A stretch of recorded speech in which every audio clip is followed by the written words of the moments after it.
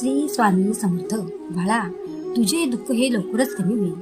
स्वामी म्हणतात, बाळा, मला माहीत आहे की तू सगळ्यांवर दया करतेस, पण तुला मात्र लोक वाईट वाईट शब्द बोलतात हे मी सगळे जाणून आहे.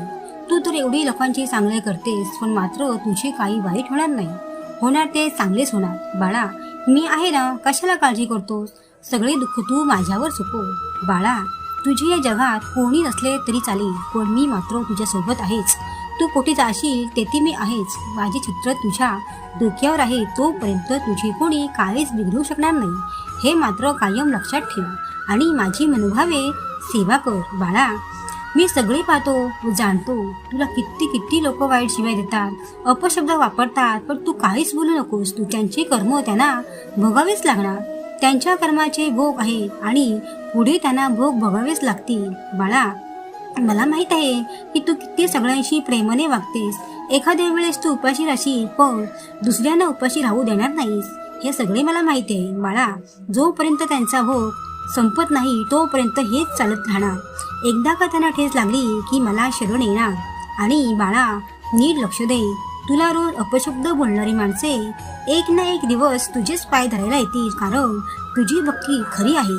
तू मला आई मानतोस ना, मीच तुझी सर्व काही आहे. बाळा, माझ्या हारामध्ये फुले कशी जवळ आहे, तसेच बाळा मी तुमच्याजवळ आहे.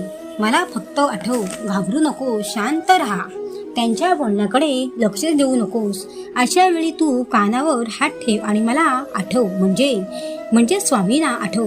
त्यांना काय बोलायचे असेल ते बोलू दे. तू सर्व काही त्यांचे चांगलेच तू करतोस ना. मी सगळे पाहतो व जाणून आहे. माझ्या भक्ताला असे जर विनाकारण कोणी छळले तर मला वाईट वाटणारच ना. म्हणून तू काही बोलू नको, शांत बस. त्यांचे कर्म त्यांना ते भोगावेच लागतील. त्यांच्या कर्माचा हिशोब घ्यायला बसलोय आम्ही. बाळा, तू फक्त माझी सेवा कर मनापासून. मी आहे ना तुझी काळजी करायला, तर घाबरू नकोस. बाळा, एकटी जरी असशील ना, तर तू माझ्या फोटोकडे नीट बघ आणि माझ्यासमोर बसून राहा. तुझे दुःख मला सांग, बाकी कोणाला सांगत बसू नकोस. बाळा, आम्ही आहोत. आमच्या भक्तांच्या पाठी. काळजी करू नकोस, निशंक राहा. आणि बाळा, तू तुझे चांगले कर्म करीत राहा. चांगले कर्माचे फळ आम्ही त्यांना चांगलेच देतो.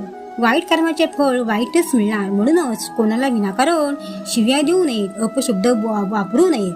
आता त्यांना वाटते मजा, पण नंतर त्यांना आम्ही त्यांच्या कर्मानुसार फळ देणार. बाळा, माझे सांगून ऐकशील का?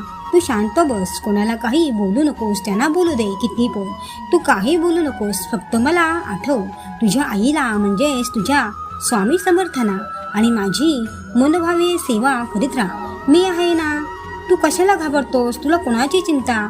श्री स्वामी समर्थ.